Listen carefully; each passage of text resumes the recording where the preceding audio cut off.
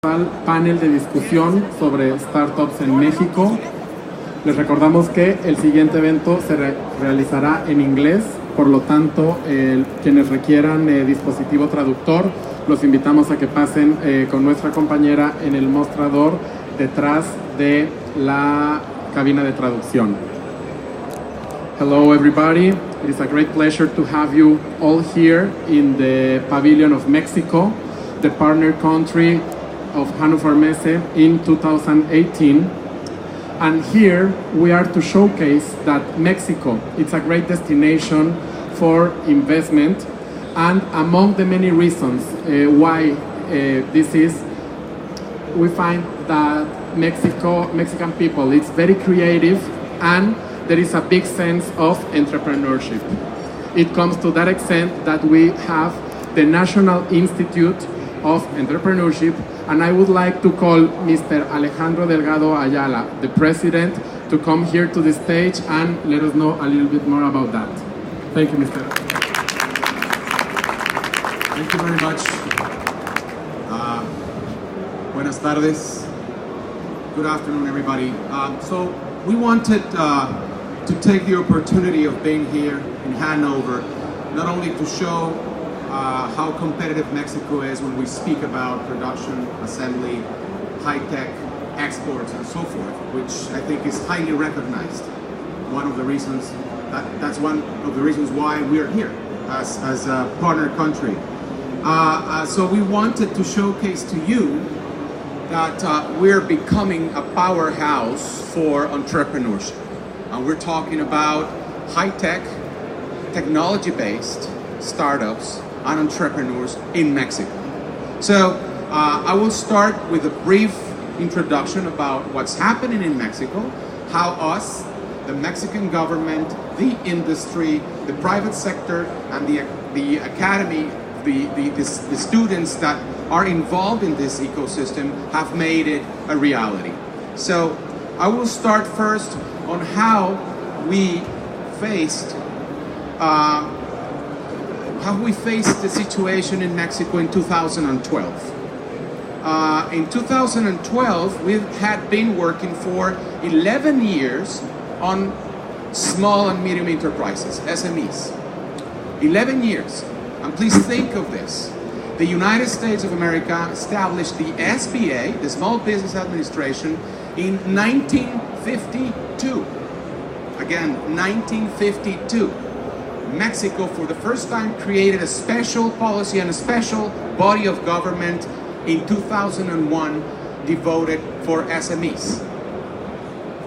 So, it's not a surprise then that when we devoted ourselves to become an industrial platform for the world, to become the powerhouse for exports, our SMEs lagged behind. And this is the reality.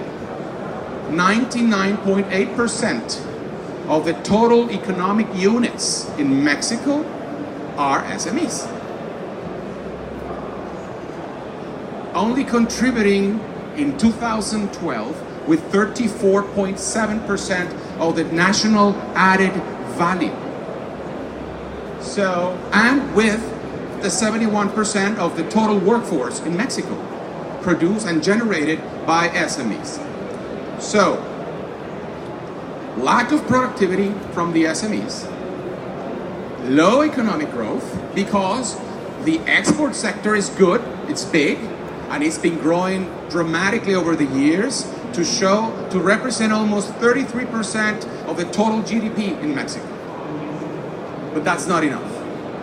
Because if you don't grow the baseline of an economy, you will never grow enough. That gives you a low social welfare. That's 2012. So we decided, this is an important figure. I think that it's so clear how the international comparison in value added for the SMEs, Mexico was lagging behind. So the lag in 2012 was 34% of national value added, whereas Spain is 61%. And the average for the OECD is 60%. So no wonder why they have these type of growth, and most especially economic distribution. That's how you get it. You don't get it by raising wages by decree. You get it by making your SMEs more productive. So we've been working on that, and this has been growing. We're in the right direction. We're moving along to 41% on contribution in value added by the SMEs in Mexico. And if you look at on the job side, we're also moving ahead, and now we're at the same level as the most developed economies in the world, with 73% of the share of the jobs created. And some figures say that the record high of 3.5 million jobs created over the last 5 years, 90% have been created by small companies. So, where do you have to work? Mexico, as I said, very competitive, you know, a gateway for the world, 13th biggest exporter in the world, with a very favorable business environment. And maybe the key thing is demography. We have a young population. Our median age is 27 years. The US is 38 years. China is 42 years. I don't know Germany, but it's going to be around 40, 41, I guess. So if you have a young population and a talented educated population, then you have to work on innovation. And you have to let them get into the market by making them entrepreneurs. And so here's the Global Innovation Index. Some say it measures from one angle or the other, but anyway, so we're there, we're in the map, innovation is growing. So President Peña decided to create the National Entrepreneurs Institute, devoted to the creation of new startups, new entrepreneurs, to making them productive and to work on SMEs still. So that's our mandate. Our mandate, as it reads in the red lines, is fostering economic growth, development, innovation, and consolidation of SMEs and startups and innovation. So that's what the National Entrepreneurs Institute does, and our focus is, as I said, entrepreneurs and SMEs. That's it. And we believe that if we, as a country, with the whole collaboration of the Ministry of Economy, all of its parts, I'm talking about the industry policy makers, the Pro-Mexico Institute, and so forth. So if we all talk and we all work with them, we'll make them more productive, and we'll give them the chance to develop and create wealth. That is the Mexican productivity. The main actors in moving our economy for entrepreneurs is they are the innovators in the world. 5 out of the top 10 companies in the stock markets, 5 out of them, 5 in 20 years time, they were not in existence. And we're talking about Google, and we're talking about Facebook, and we're talking about Alibaba and other companies that did not exist in 20 years ago. And now they own the world, and they all come from startups and from entrepreneurs. Innovation is driven, as it was said by Angela Merkel in the opening ceremony. She said, innovation is made by entrepreneurs and SMEs. So they also bring, as I explained, the workforce. They are economy boosters, and they are a very promising alternative for the young population of Mexico. So we're making, our challenge is making a global hub for entrepreneurship, for startups. And here are some of the considerations that I think we have in Mexico to make this a reality. But it means investing, it means betting money, it means creating skills for the Mexican entrepreneurs. So what did we do to address the productivity challenge? And I know it's going back to the structural reforms again. Yes. And the structural reforms gave a base for reducing costs mostly to the smallest companies and the entrepreneurs.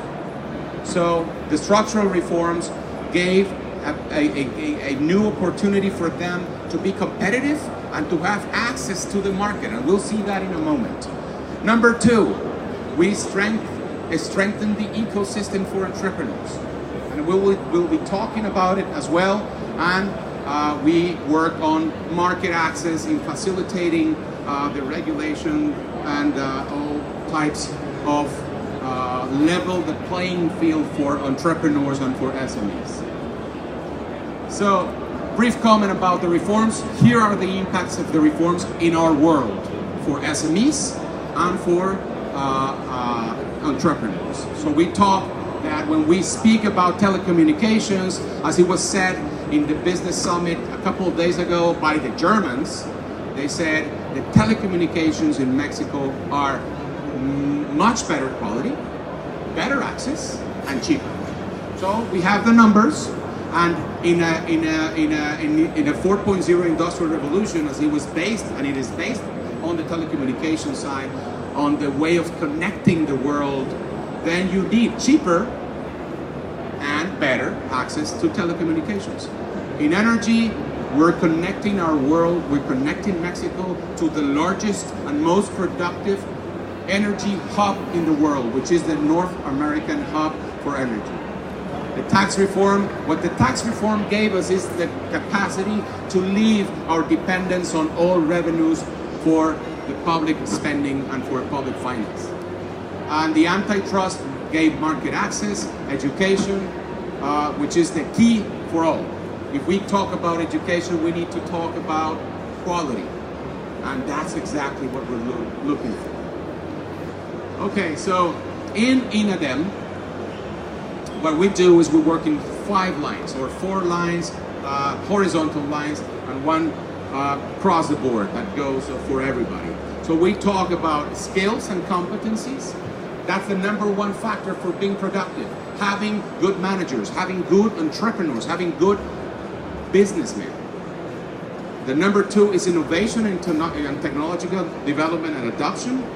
The #3 line, the third line is access to financing. It's the #1 cost for startup debt and survival. And integration in global value chains. As you know, we have a big opportunity being an exporter for introducing and incorporating our SMEs and our entrepreneurs to the value chains in which Mexico is already a player. So, and this is, by the way, this is one of the ways of introducing them into the value chains. And the cross-cutting policy is a suitable business environment for all. Okay, so the first thing is for entrepreneurs and for SMEs is giving them a quick reference, a one-stop shop for them to understand how to operate a business, how to register a trademark, how to open a business, a bank account, how to register a company. So that's why we created the national entrepreneurial support network, which has about 596 kiosks in Mexico. One of them is organized and administered by private people like from Querétaro and from other places. This is something that is well, you also have one? You are in charge? Where? There you go. So that's in Monterrey. So this is an effort made by the government and the private sector. We have 180 programs in one single place for entrepreneurs as a one-stop shop. 163 programs. We've been helping entrepreneurs in a massive number, 1.6 million, and also SMEs. Now, these are our programs. The programs that put money on the table for entrepreneurs and for SMEs. These are the programs that are making them more productive and more competitive. And we talk about, as I said, on the green side, we talk about money, financing, access to capital. So we are in the market. We are investing in funds with the private sector to invest in companies. We're putting money in the banking sector so that there is a credit for them. And we're growing on all these numbers, and the access is being facilitated to them throughout these programs. On this side is the skills and capabilities. On this side, we talk about strengthening the infrastructure for entrepreneurs, and we talk about incubators, accelerators, fab labs, and so on. In this side, we have all the infrastructure and the legislation for opening and operating businesses. There, we work together with this Ministry of Economy, with the deregulation agency, and we invest money on that so that the states and the municipalities and others can have a better access for the companies and the small businesses to open. And finally, on this side is our public calls and supporting strategic sector, supply chain innovation and micro businesses, and the programs for business culture and so on. So these are the programs. In these programs, we've benefited close to 950,000 companies and entrepreneurs with, as I said, with funding, with financing, and so forth. So that's something that it's been having a good impact. This is the program for micro businesses. The World Bank cites that this is the best micro business program maybe in the world. What we do, as I said, the micro businesses, even if they're not as sexy as the high impact entrepreneurs that we see here, that we have here, where they are changing the world, these guys, they're the pop and mom shop. These guys are making the everyday reality of Mexico. We're talking about 4 million of these, so we need to work with them. What we do is we provide them two things. Number one, training, capabilities for managing their small business. Number two is technology incorporation and adoption. We've visited, so far we've touched more than 400,000, and we're training and we're giving equipment and IT resources for 92,000 of them. So that's things that have been creating some impact. This is the key for high impact entrepreneurs. The infrastructure that we leave, the infrastructure that we create, and we need this infrastructure everywhere in Mexico. We're working towards that. We have, as the numbers show, good numbers increasing in a 2-digit percentage points every year. Every year it's growing. The infrastructure for them is growing, and we help them with the cash flow for entrepreneurs to be incubated, to be accelerated. And we're working with universities so that all universities should have a place to receive the young students to create a business, or being able to create a business, to have a business plan and so forth. And the Fab Labs, which is basic infrastructure for the technology and the technology-based entrepreneurs. Some of the leading startups already in the market. These guys are already there.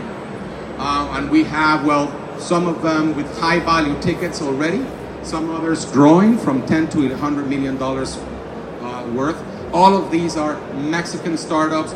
Not all of them, I mean, of course, there are many more, but these are good examples of entrepreneurs that have been successful over the last years. Some disruptive trademarks, some disruptive entrepreneurs, Mexican entrepreneurs. Well, okay, so when we talk about productivity, we have to talk about gender equality. We have to include women in our economy. It's not because we're nice. It's not because we are politically correct. It is because it's a main factor for productivity for all countries in the world. So that's a must. And we are doing it in many ways. These are some of the numbers that we have in Mexico. The majority of the Mexicans are women, and we need to incorporate them. And the World Bank says that if we do that, if we take away all the barriers that they have, then we can improve our productivity by 25%. So these are some of the numbers. Again, I like to stress, critical mass is important. Size is important. Okay? So we need to create critical mass. In 2012, we were supporting 635 projects. We're supporting now over 20,000 projects a year. So that's important. You need to touch all if possible. So this is on the gender side. We're talking about that we have been benefiting and giving programs and connecting women across the board.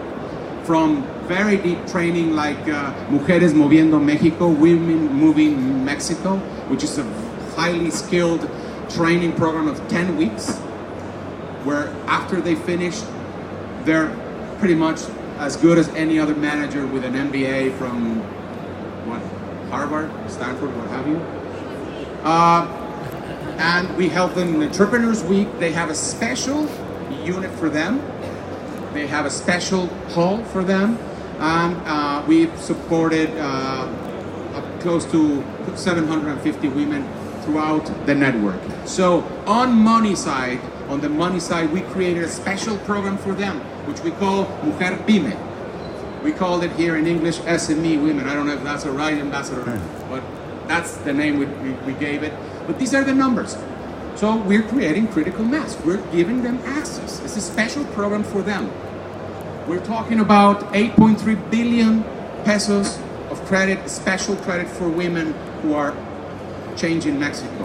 And the young credit, which is a key thing. If we're talking that, we're saying that that we're a young country, then you need to provide them access to credit, because these guys don't have financial history. So you need to let them know that they can access and they start creating a good credit history. Overall, on the credit side, thanks to the national guarantee system that it's sponsored and created by the INADEM, we have been able to support with credit over 490,000 programs and projects with the private sector, only on the credit side. Okay, what about capital? We have entrepreneurs here. We're startups here that know that capital is a key. We're talking about venture capital, early stage capital. We're not talking about credit. Credit always creates a cost, a monthly cost that you have to pay. Whereas here, you're not only incorporating a full value to your P&L, but you're also incorporating talent, smart money. So we need to work on that. And we've been successful. The OECD says we're the most successful in growth and in presence in the world today, because we are innovating and we're putting money on the market. So we co-invested with the private sector and we created 42 funds for entrepreneurs with 5 billion pesos of offering with capital for our entrepreneurs. So far, we've invested in about 132 projects, which means about 1.7 billion pesos. And still there's remaining about 3.4 million pesos of capital available. Now, that's good. This number is a key thing